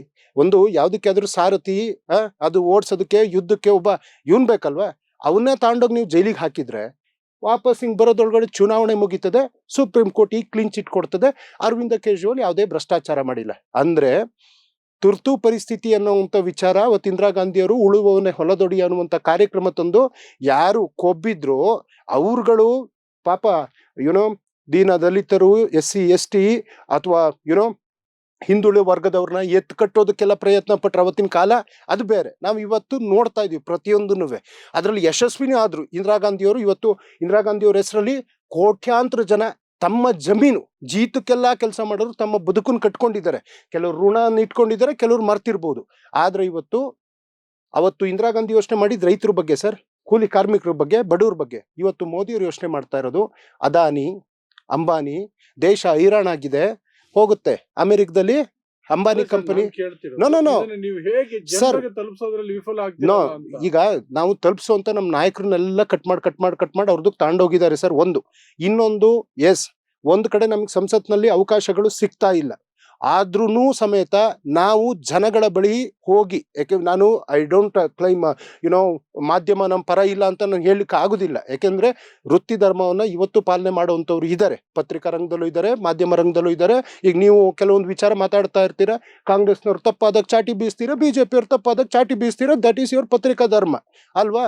ಸೊ ಹಾಗೇನೆ ನಮ್ಮ ಉದ್ದೇಶಗಳನ್ನ ನಾವು ನಮ್ಮದೇ ಪ್ಲಾಟ್ಫಾರ್ಮ್ಗಳಲ್ಲಿ, either it may be social media, it may be ಜನಜಾಗೃತಿ ಕಾರ್ಯಕ್ರಮಗಳನ್ನ ನಾವು ಮಾಡ್ತಾನೆ ಇದೀವಿ. ಉದಾಹರಣೆ ಈಗ ವೋಟ್ ಚೋರಿ ಅನ್ನೋ ಅಭಿಯಾನಗಳನ್ನ ನಾವು ಎಲ್ಲ ಕಡೆ ಹೋಗಿ ಮಾಡ್ತಾ ಇದೀವಿ. ಕೋಲಾರದಲ್ಲಿ ಮಾಡಿದ್ವಿ ಸರ್, ಸೊ ಆಮೇಲೆ ಬೆಂಗಳೂರಿನಲ್ಲೇ ಶುರು ಮಾಡಿದ್ವಲ್ವ ಸರ್. ಸೊ ಹಾಗೆ ಇದೇ ಪ್ಲಾಟ್ಫಾರ್ಮ್ ಅಲ್ಲಿ ಈ ಒಂದು ದುರಾಡಳಿತ, ಈ ಒಂದು ತಲೆ ತಗ್ಗಿಸುವಂತ ದೊಡ್ಡಣ್ಣನ ಮಾತಿಗೆ ತಲೆಬಾಗುವ ಮೋದಿ ಅಣ್ಣ ಅನ್ನುವಂತ ಪರಿಸ್ಥಿತಿಗೆ ಬಂದಿದೆಯಲ್ಲ, ಜನರಿಗೆ ಅರ್ಥ ಆಗಿದೆ ಸರ್. ನೀವು ಸೋಷಿಯಲ್ ಮೀಡಿಯಾ ಮೊದಲೆಲ್ಲ ಸ್ಕ್ರೋಲ್ ಮಾಡಿದ್ರೆ ಜೈ ಶ್ರೀರಾಮ್, ಜೈ ಮೋದಿ ಅಂತ ಬರೋದು. ಈಗೆಲ್ಲ ಹಿಂಗೆ ಹೋಗಿ ನೋಡ್ತಾ ಇರಿ, ಗ್ಯಾಸಿಂದು ಪರಿಸ್ಥಿತಿಯನ್ನ ಜನಗಳೇ ಇವತ್ತು ಅನಾವರಣ ಮಾಡುವಂತ ಪರಿಸ್ಥಿತಿ ಜನಕ್ಕೆ ಅರ್ಥ ಆಗಿದೆ. ಎಲ್ಲಿ ತನಕ ಸರ್, ಕೋವಿಡ್ ಅಲ್ಲಿ ಒಂದ್ಸರಿ ಬುದ್ಧಿ ಕಲಿಬೇಕಿತ್ತು. ಅವಾಗೇನೋ ಪುಲ್ವಾಮಾ ತಾಬಂದು ಇವ್ರೇನೋ ಒಂದು ಚುನಾವಣೆ ಮಾಡ್ಕೊಂಡ್ರು. ಅದ್ ಯಾವ ತರ ಬಂತು ಒಳಿಕೆ, ಅದ್ ಎಲ್ಲಿ ಏನು ಯಾವ್ದನ್ನು ಇವತ್ತಿನ ತನಕ ಅವರು ಬಿಟ್ಟಿಲ್ಲ. ಬಿಪಿನ್ ರಾವತ್ ಅವರ ಒಂದು ಸಾವಿಗೆ ಇಲ್ಲಿ ತನಕ ತನಿಖೆ ಆಗಿಲ್ಲ. ಅಜಿತ್ ಪವಾರ್ ಅವರ ಏನು ಸಾವಾಗಿದೆ, ಒಂದು FIR ರಿಜಿಸ್ಟರ್ ಆಗಿಲ್ಲ. ಈ ಪರಿಸ್ಥಿತಿಯಲ್ಲಿ ನಾವಿದೀವಿ. ಆದ್ರೂ ಇಂಥ ಒಂದು ಸಂದರ್ಭದಲ್ಲೂ ಕಾಂಗ್ರೆಸ್ನ ನಾಯಕರು, ಮಾನ್ಯ ಮಲ್ಲಿಕಾರ್ಜುನ ಖರ್ಗೆ ಅವರಾಗಿರ್ಬೋದು, ರಾಹುಲ್ ಗಾಂಧಿ ಅವರಾಗಿರ್ಬೋದು, ಕರ್ನಾಟಕದಲ್ಲಿ DK ಶಿವಕುಮಾರ್ ಅವರಾಗಿರ್ಬೋದು, ಸಿದ್ದರಾಮಯ್ಯನವರಾಗಿರ್ಬೋದು, ಮತ್ತೆ ನಮ್ಮೆಲ್ಲ ನಾಯಕರು ಒಟ್ಟು ಧ್ವನಿಯಲ್ಲಿ ಈ ಒಂದು ಬಂಡ ಸರ್ಕಾರವನ್ನ ಅವರು ಮಾಡ್ತಾ ಇರ್ತಕ್ಕಂಥ ಕೆಲಸವನ್ನ ಜನರಿಗೆ ತಿಳಿಸುವಂತ ಕೆಲಸ ಮಾಡ್ತಾ ಇದೀವಿ. ಈ ಕರ್ನಾಟಕದ ನಮ್ದೊಂದು ರಿಪೋರ್ಟ್ ಕಾರ್ಡ್ ಬರುತ್ತೆ ಸರ್. ಈಗ ಒಂದು ಚುನಾವಣೆ ಇದೆ, ನಾವೇ ಹೋಗ್ತೀವಿ. ಅದಕ್ಕೂ ಬೇಕಾದ್ರೆ ನರೇಂದ್ರ ಮೋದಿಯವರು ಇನ್ನು GBA ಚುನಾವಣೆಗೂ ಬರ್ಬೋದು ಅವರೇ ಪ್ರಚಾರಕ್ಕೆ, ಗ್ರಾಮ ಪಂಚಾಯತಿ ಚುನಾವಣೆ, ZP ಚುನಾವಣೆಗೂ ಅವರೇ ಬರ್ಬೋದು. ಯಾಕಂದ್ರೆ BJP ಅವರಿಗೆ ಪ್ರಾಡಕ್ಟು ಇಲ್ಲ, ಮಾರ್ಕೆಟಿಂಗ್ ಮಾಡೋದಕ್ಕೆ ಇಲ್ಲಿ Karnataka product in the sense IIT IIM ಅಥವಾ ಯಾವ್ದಾದ್ರು ಒಂದು ಒಳ್ಳೆ ರೈಲ್ವೆ ಮಾರ್ಗನೋ ಅಥವಾ ಮೆಟ್ರೋ ಏನಾದ್ರು ಯೋಜನೆಗೆ ದುಡ್ಡು ಕೊಟ್ಟಿರೋದೋ ಭದ್ರಕ್ಕೆ ಏನಾದ್ರು ದುಡ್ಡು ಕೊಟ್ಟಿರೋದೋ ಬಜೆಟ್ 55 ಲಕ್ಷ ಕೋಟಿ ಅಂತ ಸರ್. ಈ ದೇಶದ್ದು ಕರ್ನಾಟಕದ ಒಂದು ಹಳ್ಳಿಗೊಂದು ₹1 ಉಪಯೋಗ ಇಲ್ಲ. ಒಂದು ಯಾವ್ದಾದ್ರು ಈಗ ಕರ್ನಾಟಕದ ನಮ್ಮ ಬಜೆಟ್ ಆಗುತ್ತಲ್ವ ಸರ್, ಇಂಥ ಗ್ರಾಮಕ್ಕೆ ಉದಾಹರಣೆ ಒಂದು ಯಾವ್ದು ಚಿಕ್ಕ ಮಗು ಒಂದು ಲೆಟರ್ ಬರ್ದಿರ್ತಾರೆ ಮುಖ್ಯಮಂತ್ರಿಗಳಿಗೆ, ಅಲ್ಲಿಗೆ ₹400 ಕೋಟಿ ಹಣವನ್ನು ಕೊಡ್ತಾರೆ. ಅಂದ್ರೆ ಇಂಥ ಊರಿಗೆ ಇಂಥದ್ದೊಂದು ಕೊಟ್ಟಿದ್ದೀನಿ. ಕರ್ನಾಟಕದ ಬೆಂಗಳೂರಿಂದ ಹಿಡಿದು ಬೀದರ್ ತನಕ ಚಾಮರಾಜನಗರ ತನಕ ಅವರ ಕಳೆದ ಬಾರಿ 50,65,000 ಕೋಟಿ ಬಜೆಟ್ ಅಲ್ಲಿ, ಈ ಸರಿ 55 ಲಕ್ಷ ಕೋಟಿ ಬಜೆಟ್ ಅಲ್ಲಿ ಏನೂ ಇಲ್ಲ. ಕೊನೆಗೆ ಮೋದಿ ಮೋದಿ ಅಂತ ಕೇಳಷ್ಟು ಕೇಳ್ತಾರೆ ಸರ್, ನೋಡಷ್ಟು ನೋಡ್ತಾರೆ.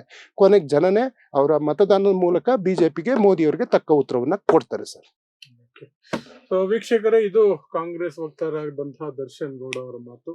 ಸೊ ಸದ್ಯದ ಪರಿಸ್ಥಿತಿಯಲ್ಲಿ ಎಲ್ರಿಗೂ ಅರ್ಥ ಆಗ್ತಿದೆ, ನರೇಂದ್ರ ಮೋದಿ ಅವರ ಆಡಳಿತದಲ್ಲಿ ವಿದೇಶಾಂಗ ನೀತಿ ಅನ್ನುವಂಥದ್ದು ಸಂಪೂರ್ಣವಾಗಿ ನೆಲ ಕಚ್ಚಿದೆ ಅನ್ನುವಂಥದ್ದು. ನಾವು ಅಮೆರಿಕಾಗೆ ಹೆದರ್ತಿದೀವಿ ಅಂತ. ಆ ಹೆದರಿಕೆಗೆ ಕಾರಣ ಎಫ್ಸ್ಟೈನ್ ಫೈಲ್ಸ್ ಒಂದು ಕಾರಣ, ಇನ್ನೊಂದು ಕಡೆ ಅದಾನಿಯ ರಕ್ಷಣೆ ಅನ್ನುವಂಥದ್ದು, ಅಂಬಾನಿಯ ರಕ್ಷಣೆ ಅನ್ನುವಂಥದ್ದು ಸಹ ಇನ್ನೊಂದು ಕಾರಣ ಇದೆ. ಆದ್ರೆ ಇದನ್ನ ಸಮರ್ಥವಾಗಿ ಜನರಿಗೆ ತಲುಪಿಸೋ ಕೆಲಸವನ್ನ, ಜವಾಬ್ದಾರಿಯನ್ನ ವಿಪಕ್ಷವಾಗಿ ಕಾಂಗ್ರೆಸ್ ಮಾಡ್ತಿದೆ ಅನ್ನುವಂಥದ್ದು ಕಾಂಗ್ರೆಸ್ ಅವರ ವಾದ. ಬಟ್ ಆನ್ ಗ್ರೌಂಡ್ ನೋಡಿದಾಗ ನಾವು ಅದು ಚುನಾವಣಾ ಫಲಿತಾಂಶಗಳ ಮೂಲಕ ಆಗಿರಬಹುದು, ಜನರ ಪ್ರತಿಕ್ರಿಯೆಗಳ ಮೂಲಕ ನೋಡಿದಾಗ ವಿಪಕ್ಷವಾಗಿ ಕಾಂಗ್ರೆಸ್ ಎಲ್ಲೋ ಸೋಲ್ತಾ ಇದೆ ಈ ವಿಚಾರದಲ್ಲಿ. ಈ ಮುಂದಿನ ದಿನಗಳಲ್ಲಿ ಇನ್ನೊಂದಷ್ಟು ಬಲಿಷ್ಠವಾದಂತಹ ಹೋರಾಟವನ್ನ ನಡೆಸಬೇಕಾದಂತಹ ಅನಿವಾರ್ಯತೆ ಇದೆ ಅಂತ ಕಾಣಿಸುತ್ತೆ. ಬಟ್ ಕಾಂಗ್ರೆಸ್ ವಕ್ತಾರರು ತಮ್ಮ ಅಂಶಗಳನ್ನ ನಮ್ಮ ಮುಂದೆ ಇಟ್ಟಿದ್ದಾರೆ. ಸೊ ಇದಿಷ್ಟು ಇರಾನ್ ಯುದ್ಧದ ಹಿನ್ನೆಲೆಯಲ್ಲಿ ನಾವು ಈ ದೇಶದ ವಿದೇಶಾಂಗ ನೀತಿಯ ಬಗ್ಗೆ ಕಾಂಗ್ರೆಸ್ ವಕ್ತಾರರ ಮಾತುಗಳಾಗಿತ್ತು. ಸೊ ಇಂತಹದೇ ವಿಶೇಷವಾದಂತಹ ಸಂದರ್ಶನಗಳಿಗಾಗಿ ನೋಡ್ತಾ ಇರಿ ಕನ್ನಡ 1 ನ್ಯೂಸ್. ನಮಸ್ಕಾರ.